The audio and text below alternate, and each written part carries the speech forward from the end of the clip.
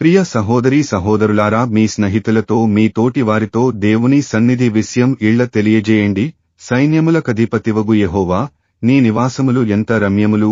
యెహోవా మందిరావరణములను చూడవలెనని నా ప్రాణము ఎంతో ఆశపడుచున్నది. అది సొమ్మసిల్లుచున్నది. జీవముగల దేవుని దర్శించుటకు నా హృదయమును నా శరీరమును ఆనందముతో కేకలు వేయుచున్నవి. సైన్యములకధిపతివగు యెహోవా, నా రాజా, నా దేవా, నీ బలిపీఠమునొద్దనే పిచ్చుకలకు నివాసము దొరికెను. పిల్లలు పెట్టుటకు వానకోవెలకు గూటి స్థలము దొరికెను. నీ మందిరమునందు నివసించువారు ధన్యులు, వారు నిత్యము నిన్ను స్తుతించుదురు. సెలా. నీ వలన బలమునొందు మనుష్యులు ధన్యులు. యాత్ర చేయు మార్గములు వారికి అతి ప్రియములు. వారు బాకా లోయలోబడి వెళ్ళుచు దానిని జలమయముగా చేయుదురు. తొలకరి వాన దానిని దీవెనలతో కప్పును.